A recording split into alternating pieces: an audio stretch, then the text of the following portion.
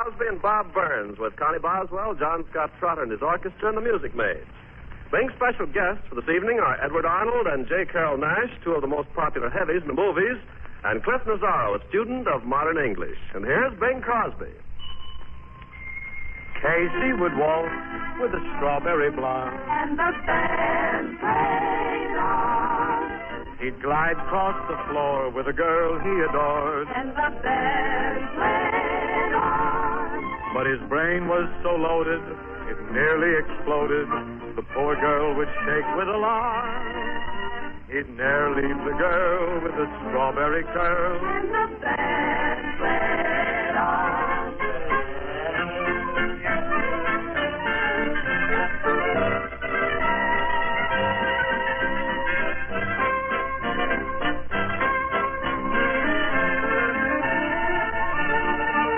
but his brain was so loaded it nearly exploded. The poor girl would shake with alarm. He'd ne'er leave the girl with the strawberry curl. And the band played on. In addition to shilling for Casey, the band is playing to welcome such craft music hall visitors as J. Carrol Naish, Cliff Nazaro, and Edward Arnold, who is at present giving one of the finest performances of his career as the unscrupulous newspaper publisher in Frank Capra's new film, Meet John Doe. It's funny that Ed should always be playing meanies when, in reality, he's one of the most charitable and considerate men in the screen colony.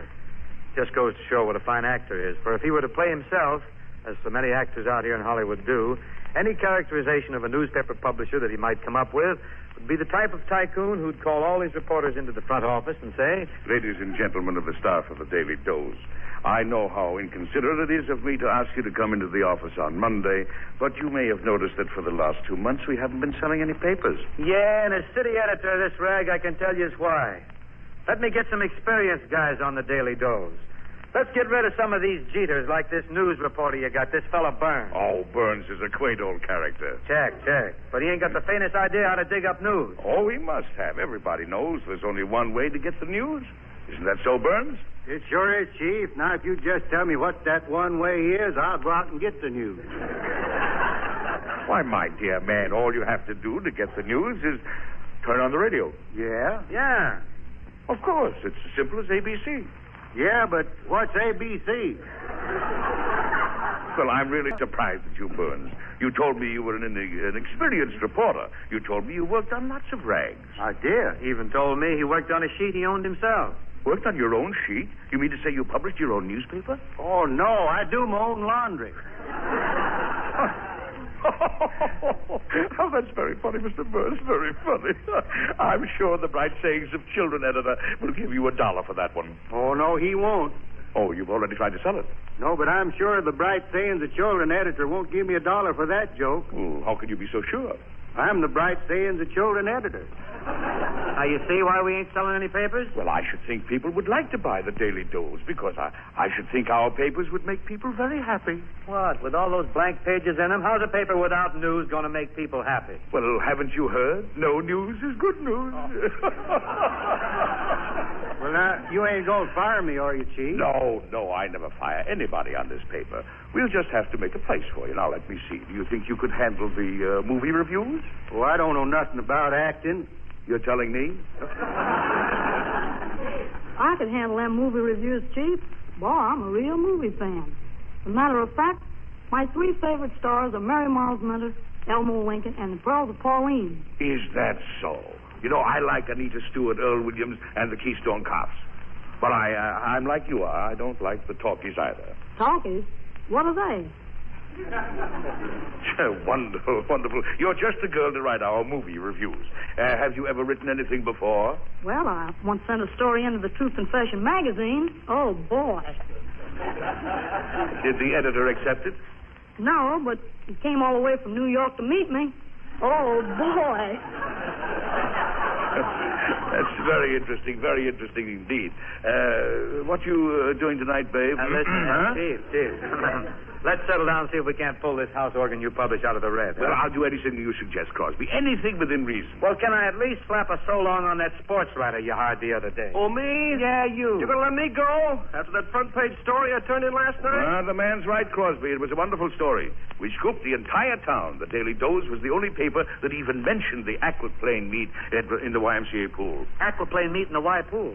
Well, Carpenter got the story. Carpenter got the story. Carpenter got blind. Oh, yeah? I suppose if I was blind, I could have seen all those little bitty men with the green whiskers aquaplaning around the Y pool. Yes, using tongue depressors for aquaplanes. Oh, now listen here, Chief. That's the coldest corn in town. You're not sailing for this hooey that this... Sailing for it? I was with him. Oh, well, that's different. But just suppose, this is crazy, I know, but just suppose it turns out that there wasn't any aquaplane meet in the YMCA pool last night. Good. Then nobody can sue us for describing it incorrectly. That's right. But as long as the staff's taking bows, Chief, I suppose that wasn't just a yummy yarn that I got. You know the one on the political meeting at the Civic Center last night? Some stuff, huh? Well, where is it? Well, it's right here on the front page in a box. See? Under my regular heading, Harry Lillis at Civic Center. Mm-hmm. Yes. Do they seem to like you down there in the Civic Center, Harry? Oh, yes. I'm getting to be a very big man around the center. Look at this story here. Just take a look at this story. It's right here on the front page, Steve. Let's see. His Honor Mayor Peter Potter Puckenbottom spoke before the parents of Ward 8 last night. He said nothing, and it took him 3 hours. Nice, huh, Chief? Yeah, splendid. Keep it standing. We could use the same story every time somebody makes a political speech. Sure. Anything else? Yes. Where's that reporter I sent down to New Mexico to cover the Indian ceremonial dances? Y'all mean me, boss? Oh, yes. There you are. I didn't see you. Oh, you need glasses, Chief. Well, did you get the story I wanted on the Indian ceremonial dances? I couldn't, Chief. I was plumb wore out. Honest, Chief, I was beat to my socks. But I sure would have got that story for you if I hadn't been so tired. You mean to say that you were too tired to get into Indian costume and mingle with the Indians during the ceremonies? Yes, sir, boss. I was just too tired. Oh, that's nonsense. How much work does it take to put on an Indian feather bonnet? Not much, Chief, but I didn't want to be tarred and feathered. Now, there ain't that many feathers, Chief. Well, now, I've had enough of the shilly-shallying. I want my newspapers to look like other California newspapers. Mm-hmm. I want them to have stories like other California newspapers. Stories like this. A hitherto reliable source close to an unimpeachable authority that refused to be quoted said today that there is positive verification of an unfounded rumor that peculiar never before seen in the vicinity of Southern California and was allegedly seen by an unidentified group of observers during the last 2 weeks. After causing considerable delay in traffic at various points and then mysteriously disappearing, it has been rumored it may be a new and potent defense weapon seen for the first time in Los Angeles. Gee, Chief, what is it? Rain. Rain? Rain? Yeah, you know, that stuff that makes the water that runs under the bridge run over the bridge. You know, there's just one more thing I want to talk to you people about. I think the Daily Dose ought to have a South American policy, a good neighbor policy. Anybody got any ideas? I know a Mexican speaks Spanish too good. Well, I've got an idea, Chief. Suppose we start publishing a South American song every day. I know one I think everybody would like. It goes like this.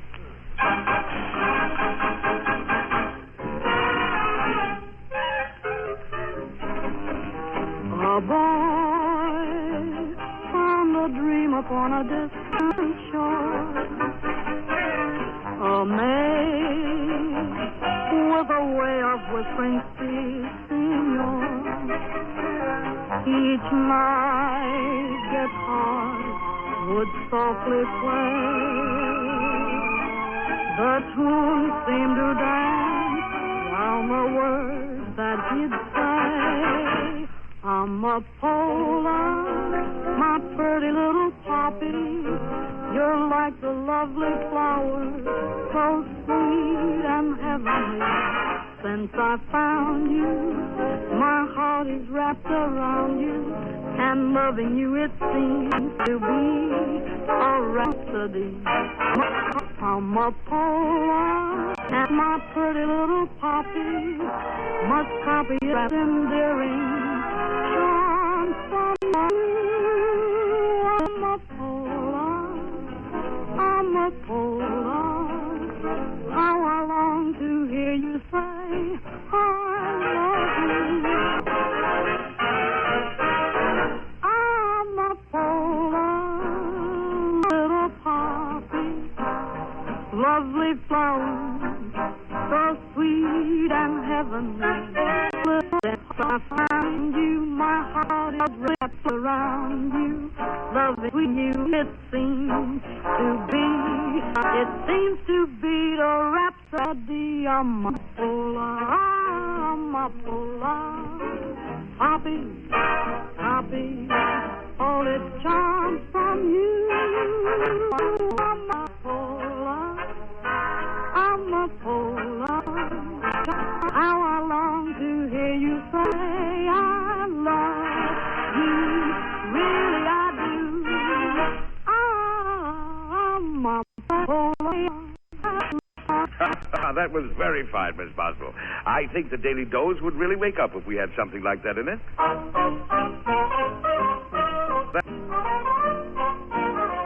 Goodbye now. I thought the party was divine. I spent the evening forgetting the time. I can't deny. But now goodbye. Goodbye now. Keep the trip by taxi wasn't far.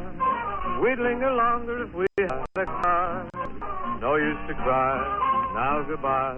There's one advantage to our leaving.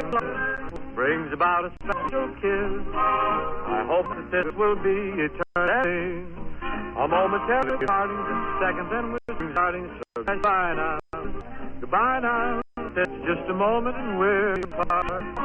To make it certain, I'll leave you my heart. But for now, goodbye now. We're apart.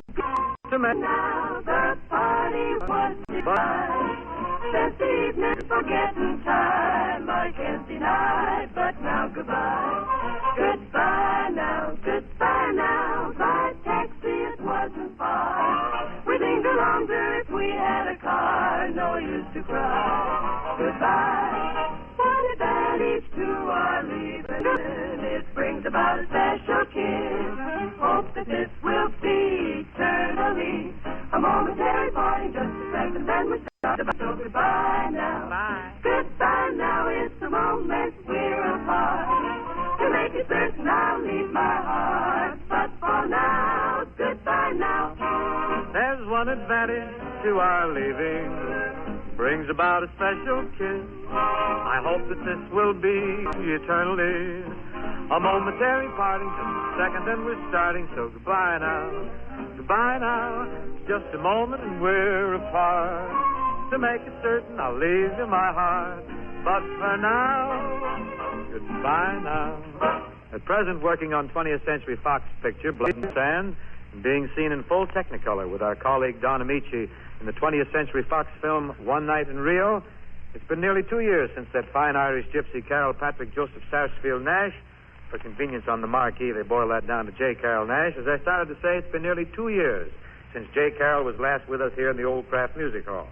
At that time, and I guess it'll stand repeating, we pointed out that Carrol Naish is the type of actor who's so handy with the crepe hair and the nose putty, and so adroit with dialects that even his best friends sometimes come from seeing a picture in which he's playing, wondering which one was Carrol. And to confuse people further, Carol's last name, Naish, is spelt the Gaelic, or the hard way, N-A-I-S-H. So when you hear people speak of the fine acting of a man named Naish, or Nish, or Nahish, it's still Carrol. I guess I caught all the different mispronunciations of Nash, didn't I, Carol? Well, not quite, Bing. You missed one. Well, give us a reading. You know my friend Akim Tamirov. Know him. Why, we only trooped together in the Moscow Art Theater for years. Well, now, you know, I suspected that, Bing. But to get back to Akim, when I first met him, it was when he first arrived here several years ago. He had a slight accent. So after we were introduced, he insisted on calling me Mr. Ness. Mr. Ness. Of course, after a while, we got to be very good friends, and he dropped the mister and just called me Nets. Well, you ain't Nets, Carol. I want to tell you, I sure envy your ability to use makeup the way you do. Well, you shouldn't envy me, Bob. That's a beautiful job you've got on right now. Oh, that's me. Are you kidding? Honest. Well, then what do you want makeup for? Well, what do you want with it? Well, not being recognized in some of the pictures I've played in has its advantages. Ain't it the truth? And not being recognized makes it possible to play a lot of different characters. Well, if I hadn't been recognized in my last picture, I could still be playing the same character. There must be a pipe for the 10%ers to peddle a guy like you, Carol. All an agent has to do is find out what a casting director's looking for, and you're it. Did you ever see a casting director who knew what he was looking for, Ben? Well, you can't discourage me, Carol. I'd like to sell an actor like you. I think I might have a bit of flair for that sort of thing. Are you sure about that? Yes, I fancy myself cutting quite a caper, following my card into a producer's office and having him rise graciously from his chair, come forward and shake me by the hand and say... No casting today. Get out. Oh. Now, wait a minute, Mr. Arnold. I got the greatest Russian comedian in the world here. I want you to meet Carrol Naish. Oh, well, the face looks familiar. You say he's a comedian? How are you going to doubt it after looking at that face? I am a Russian comedian. Very sad. Well, who wants a sad comedian? American comedians make people laugh so hard they cry. No? Some do. I cut out the middleman. No laughing. Just crying. Well, I can't use you. Now, you're going to regret this, Mr. Arnold, and good day, sir. And now that you've gone, Miss Boswell, take a letter. Oh, I took a letter yesterday. Well, Mr. Arnold, you are a lucky man. Just leave the door open and in I walk. Even opportunity knocks. That's very good, very good. Shake hands with the greatest find ever to come out of South America, Senor Carlos Naish. Buenos dias, Senor Arnold. It's a great pleasure to meet such a big man as you. I see you are very big in North America. I am sure you would be equally big in South America, too. Well, now that I look at you, I can see you are very big man all over. Say, haven't I met you someplace before? Met him before, now don't be like that. This guy just rumbled in from Rio, and I brought him right to you because I knew you'd want to snap him up. But what'd you do? I speak 6, 8, 10 years I spend playing Carmen, and he asks me what I do. You spend all the time playing Carmen, the opera? No, Carmen Miranda. Then you're not a singer. I do not need to sing, amigo. I am a character. A Billy from the hills.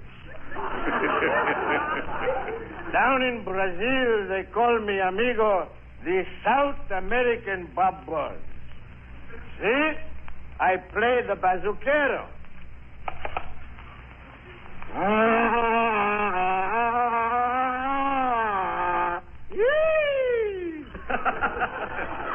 Well, that's not going to be any help to the good neighbor policy, I'll tell you that. Where did you learn to play that? Well, I learned to play it from my grandfather, the famous Don Sebastian Miguel Pablo Hernandez Maria Palermo y Gonzalez Snazzy. You can use me, no? No. Come, we go. Adios, muchachos.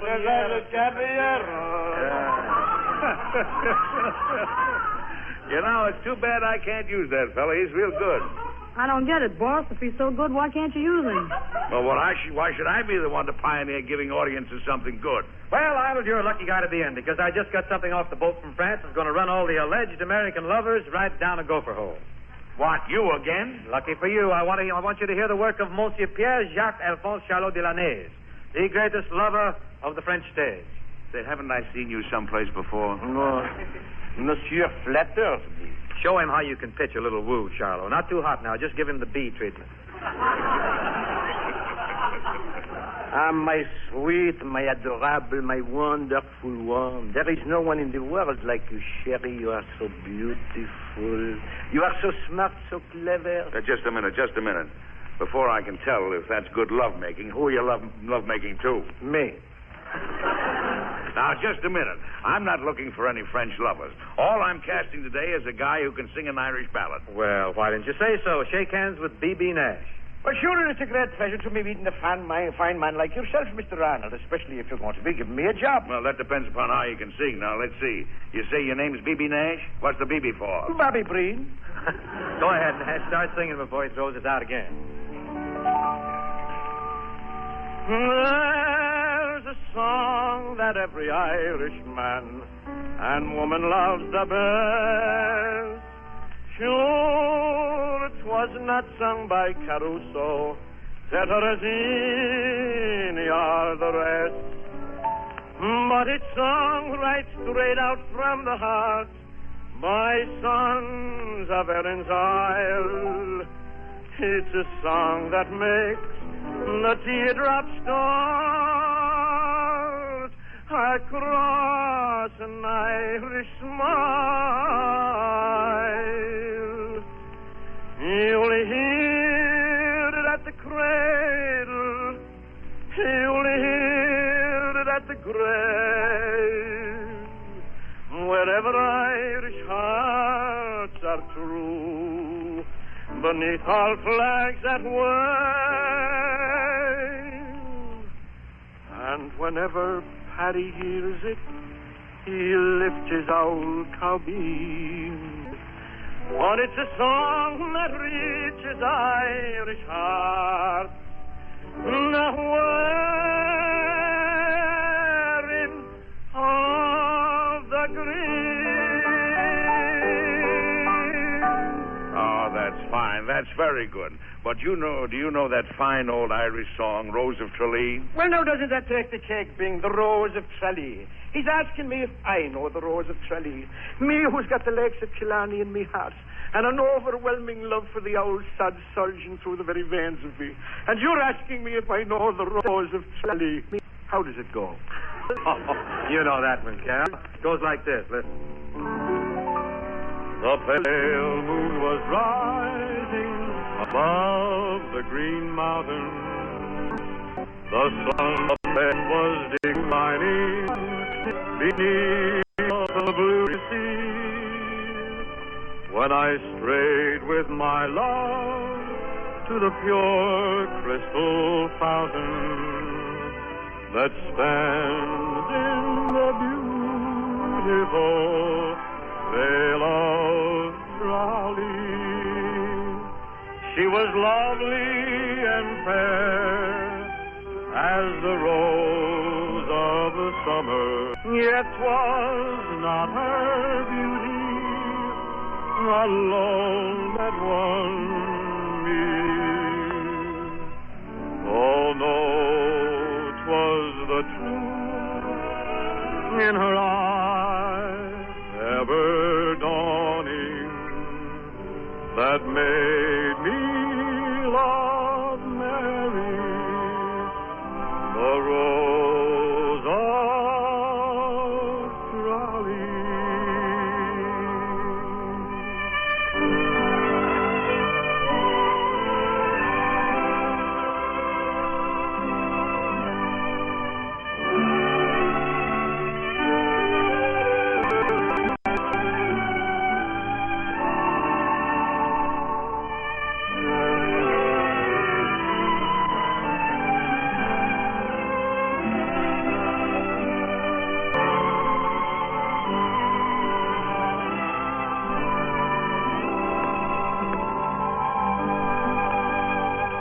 She was lovely and fair as the rose of the summer, yet 'twas not her beauty alone that won me. Oh no, 'twas the truth in her eyes ever dawning that made me love Mary, the Rose of Raleigh.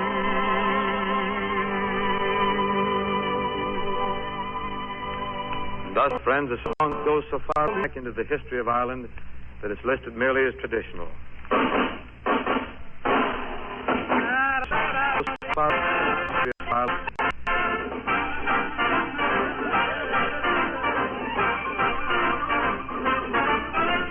You know, Dr. Crosby, I just saw something wonderful. Anyone we know? Oh, now, Dr. Crosby, that's not what I'm talking about. I just saw something that I really got a bang out of. What do you mean you got a bang out of it? Well, when I say I got a bang out of something, I mean it made me feel, well, something like this.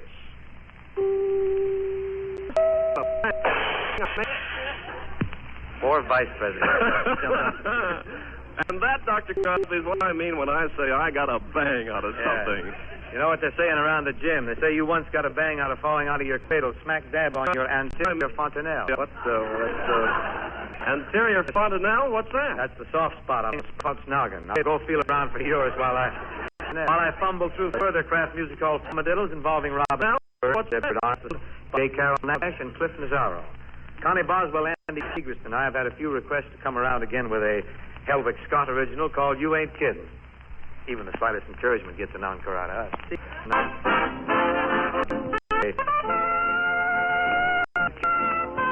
Even the slightest...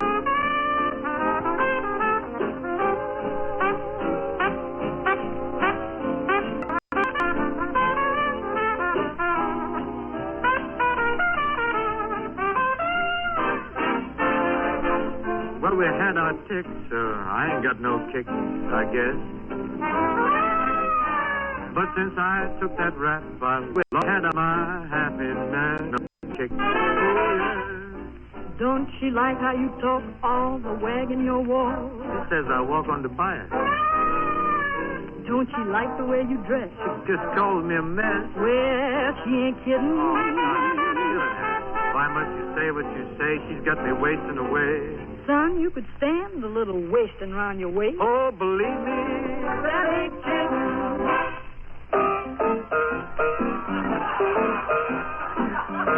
Oh, boy, here we are, back at the rat killer. Hey, Bob. Hey. Yeah. What do you call that? What's that? Oh, Bing, that's my new theme song. Oh, is it? Yeah, that is announcing Bob Burns and the sweetest music, the other side of hip. Well, why? Well, you're at an announcement. You announced that you're also available for stage, screen, radio, and meat market openings. Put that in. Bing, you just threw that in to be mean. I did not. Yeah, but listen, you can kid me if you want to, but I ain't doing so bad. I ain't kidding so good either. Well, the other night... Listen, night before last, I played at the opening of a drugstore, and I got 65 cents an hour and all the pills I could eat.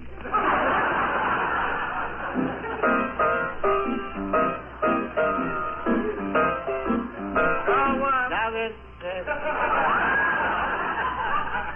there's only one thing, one favor I want to ask of the people visiting in the hall tonight. Please don't talk while I'm giving my piano recital.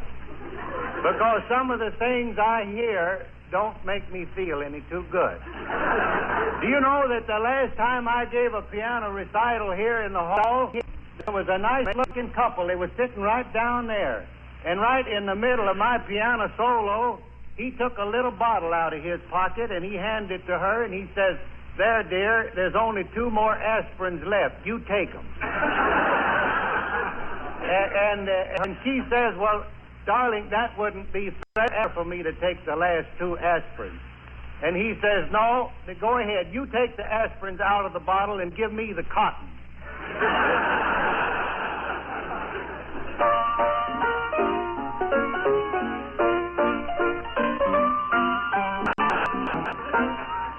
You know, I can't get my mind on my music just worrying about Ed Arnold. The idea of him starting in the newspaper business. I wonder if he knows what he's in for. That's a tough business. If he wants to learn something about the newspaper business, let him go down to Van Buren and talk to my newspaper uncle. That's my Uncle Arthur Brisbane Hinks. That's his name. He used to publish the Argus. That is before, of course, Hugh Park bought it. And the Argus is a big paper now. They're publishing it. They're printing it on both sides of the sheet now. But this uncle, at the time he had it, he did everything. He knew the newspaper business from A to Izzard. And he not only wrote all the editorials in it, but he was the first newspaper man to publish a column called Helpful Hints for Housewives. He was the first. He had a column there that was just full of original recipes. He was the first man to tell the housewives how to make an omelet for 14 people out of 1 egg and a bicycle pump.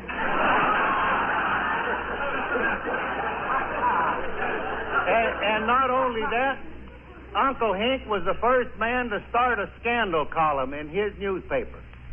And he did all the work himself. He wrote it himself. I was there in all man the morning he went on the column. First assignment. He's put on his hat and he says, well, I'm going out and get some material for my scandal column. And when he got to the door, he turned around. He says, well, goodbye, boys. I'll be back in a flash with the trash. And you know, 3 weeks later, he comes staggering back in the office, and I'm telling you, he looked so wore out and dejected.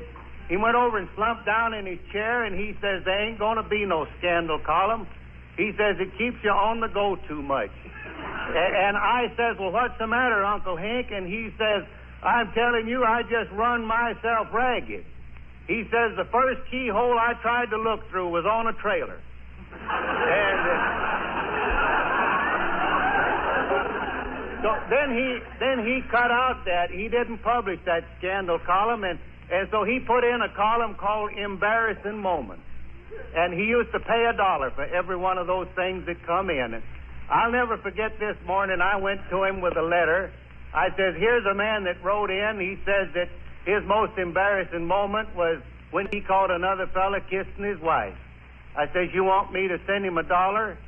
And Uncle Hank says, no, I want to be fair about this. He says, you better send him $2. I figure the other fellow was embarrassed too. Well, now you those things to do. He makes a lot of mistakes, but he only made one little mistake all the time that he was in the newspaper business. And that was one time when, I don't know why I'm telling you, right at one time when a woman suffrage was at comes to Van Buren to give a lecture. And she took an ad out in Uncle Hank's paper, and she told him that the title of her lecture would be Woman. Without her, man would be a savage. Well, sir, next morning when he come out with that big ad in big letters, I thought them women would kill him just because he just made one little mistake in punctuation. Instead of it saying woman, without her, man would be a savage. It says, woman without her, man would be a savage.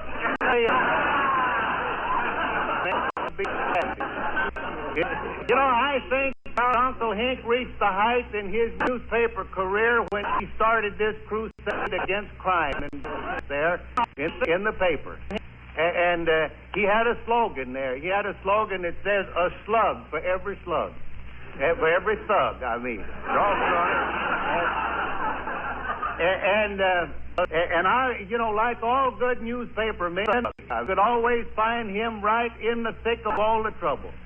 And I'll never forget this day that this bunch of gangsters swooped into Van Buren in a big high-powered car, and they pulled up in front of the bank, and with drawn machine guns, they rushed into the bank, stole all the money, and they come out and jumped in the car, and with them machine guns blazing away, they tore out up Main Street as hard as they could go.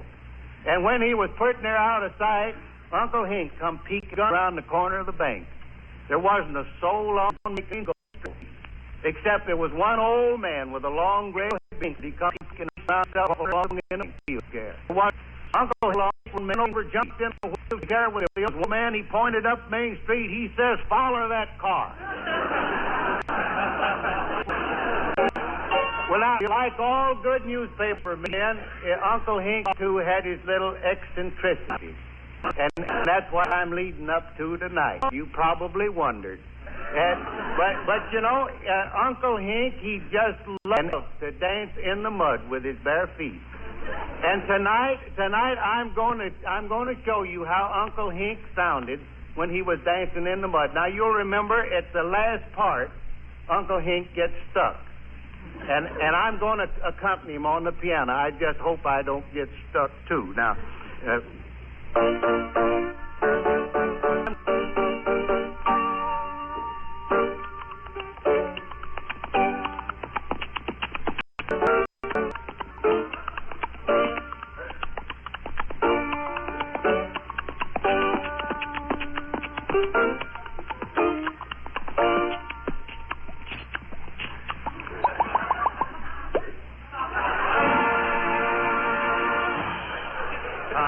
We leave Burns now.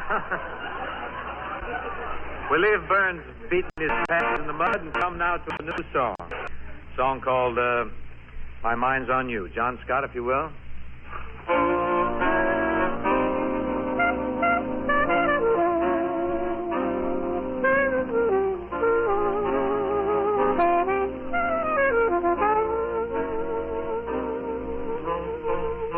My mind's on you, but what can I do? The whole day through, I'm thinking of you. The things I ought to know, I soon forget. All I remember is the day we met. When people pass and ask me what's new, I tell them all that your eyes are so blue. My friends keep saying this will never do, but when they're through, my mind's on you.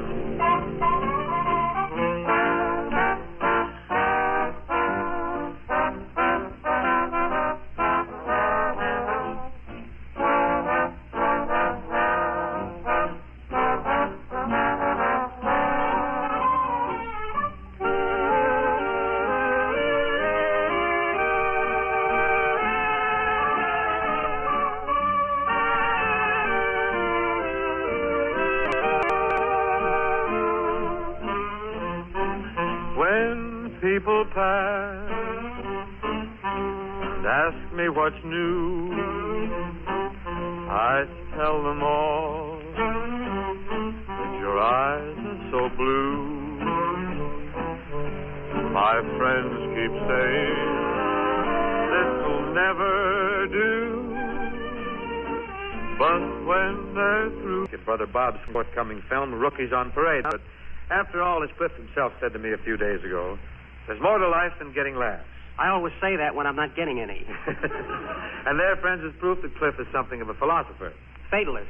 Well, at any rate, it's neither as a master of double talk, nor as a philosopher, nor as a fatalist that we welcome Cliff to the Old Kraft Music Hall. Maybe I'd better go now while I'm still on the upbeat. Oh, no, Cliff. The latch string's always on the outside here for such composers as yourself. Nor am I toying with the truth when I say that your symphonic concerto, which you allowed us to introduce here in the hall a few months back, is still bringing us a constant flow of letters from music lovers anxious to know your whereabouts. They're still after me, eh?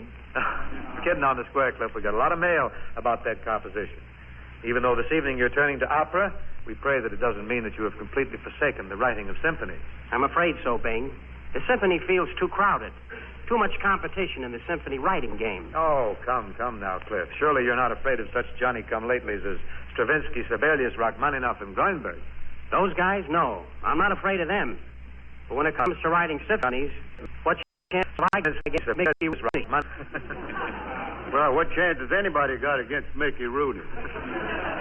Anybody who knows goes bingo. I declare I think Rooney can do everything except play the bazooka. Well, that exception alone could make him popular.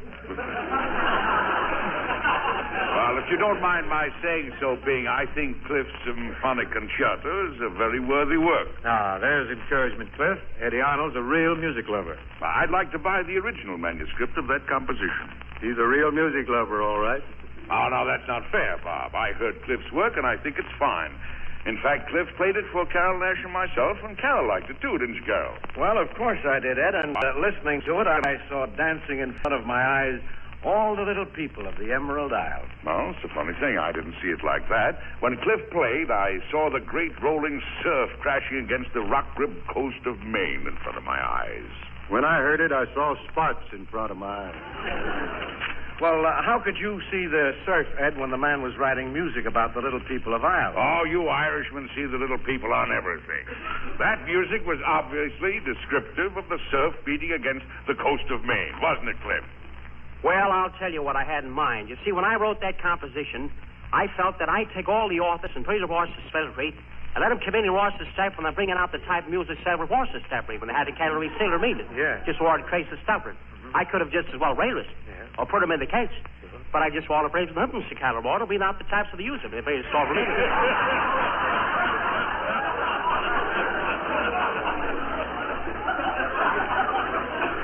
Funny thing, that's just how it struck me. I still don't quite get the picture. Neither do I. Well, you see, you have to visualize. Now, you take Bob. Bob said he saw spots in front of his eyes. And you said the thing in today with these composers, if you see something at Forster Street, well, who does your laundry? Yeah. People today with sort of race come in tomorrow to decide the type of music they have. And operator says, well, fellas like Stravinsky, LaVoss, we have to go on and place out the type of music with the rates and bring out the little people who to play them awesome right.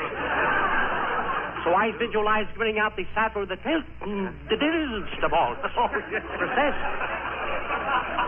You got it now, Ed? Yes, why, certainly it's merely a matter of objectivity. I mean, for those who prefer to see what happened, well, you take it just as it is. Now, what's the difference? Well, on the other hand, Ed, think of the pregaglio diminuendo that creates a mood that is or is not in itself. And on the other hand, well, you've got to take the bitter with the gin. Isn't that so, Cliff? Say, Bing, don't look now, but what in the world are these two jazzers gabbing about? I'm in no patience with people who talk ambiguously. Still, they're easier to understand than the idea of one man singing the sextet from Lucia. Why do you do it? It's a living. And I find it easier to sing a sextet than a solo, because when I sing a solo and make a mistake, everybody knows who it is. Mm-hmm. But when I'm singing a sextet and then I make a mistake, who is it? Let me see if I can tell. The sextet from Lucia, sung by Cliff Nazaro.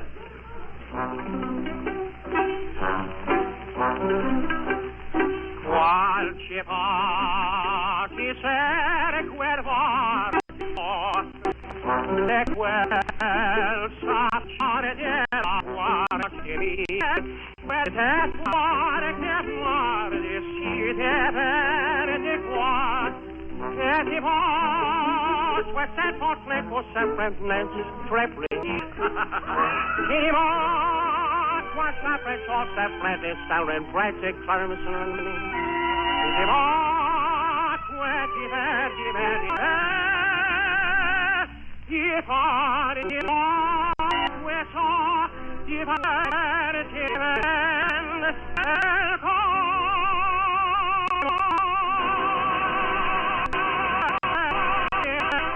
That's fine, Cliff.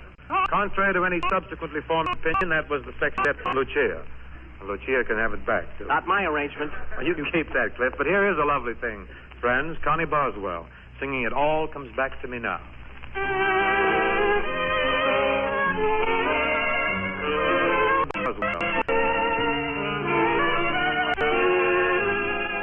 It all comes to me now. A summer starry sky, a laughing you and I alone. It all comes back to me now. A sea of midnight blue, your face uplifted to my own. We called it a thrill of the moment, and blamed them up above. We didn't know what the glow meant. We never dreamed it might be love. It all comes back to me now. The love I threw away, and now each lonely night I pray that it will all come back to me someday.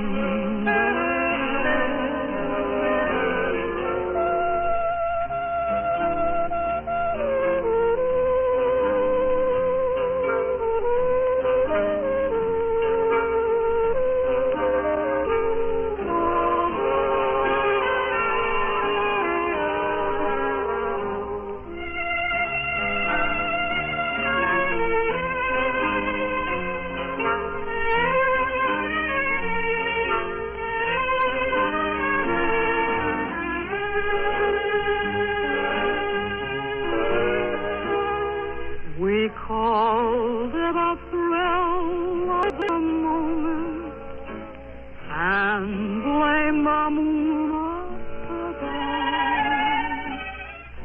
We didn't know what the glow meant. We never dreamed it might do love.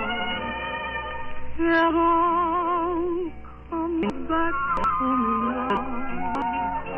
The love I threw away, and now each lonely night I pray that it will all come back to me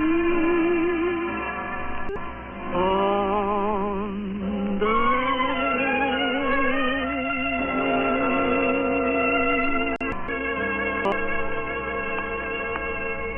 It was beautiful, Connie. Very, very lovely. I'm sure that was something that will endure long in your listeners' memories. But if we're going to endure, though, let's hope there's a little space left in their memories for something like this. Have you discovered what a treasure Velveeta is to have in the refrigerator? With this cheese food on hand, you're ready for practically any menu emergency. It's Velveeta children's snacks because Velveeta is rich in milk protein and milk minerals. It's an excellent source of vitamins A and G and as digestible as milk itself. But let's take another situation. Say the Joneses drop in for bridge. Lucky the lady who has Velveeta in the refrigerator. She can whip out some smacking good toasted sandwiches practically while her hand is dummy at the bridge table. Or maybe she'll decide to regale the guests with a Welsh rarebit. Smooth melting Velveeta turns the trick in the double boiler easily. Or perhaps you're stuck for a dinner dessert in a hurry. Well, just slices of Velveeta and crackers and a little fresh fruit will be perfect. You see, everybody loves Velveeta's rich yet mild cheddar cheese flavor. And that's one reason why so many clever women buy the thrifty 2-pound Velveeta loaf.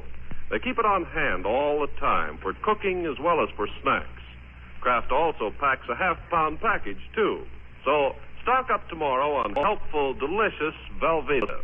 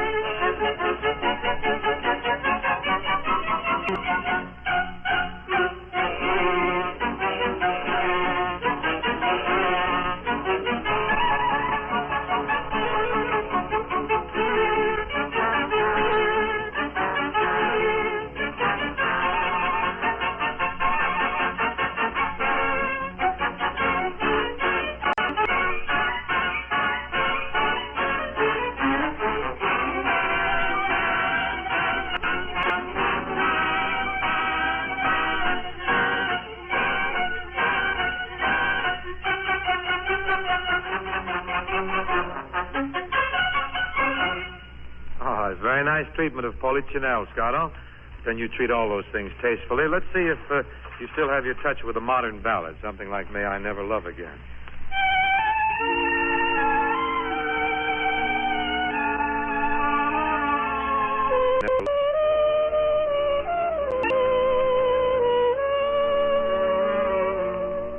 May I never see the sun go down.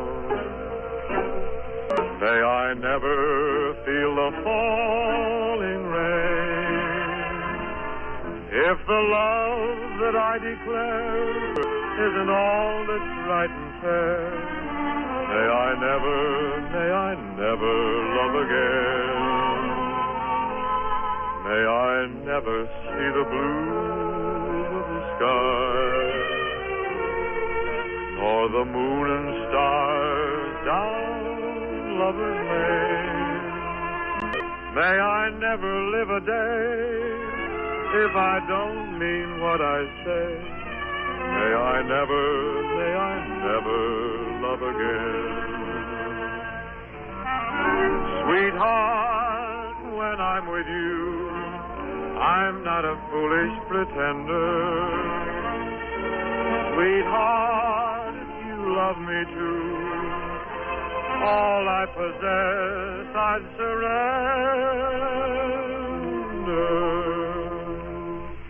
May I never feel your tender lips. May you never take my love in vain. You're the answer to my prayer, but if your love isn't there, may I never, no, I'll never love again.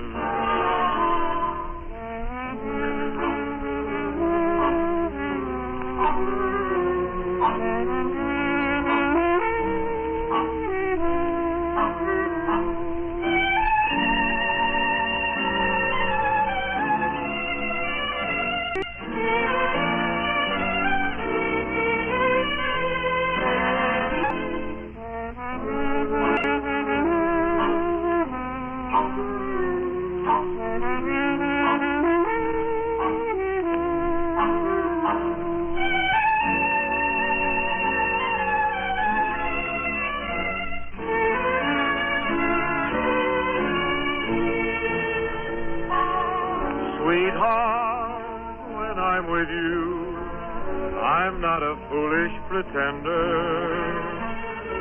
Sweetheart, if you love me too, all I possess I'd surrender. May I never feel your tender lips. May you never take my love in vain.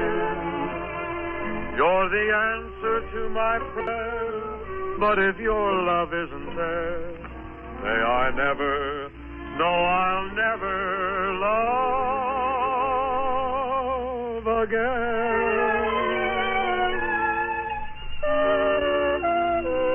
That's got to get it till next week at this same time, when over and above such regulars as Robin Burns, Constance Boswell, John Scott Trotter and Group, and the Music Maids, our friend Don Amici is going to be on hand, as well as George Murphy and Eddie Bracken.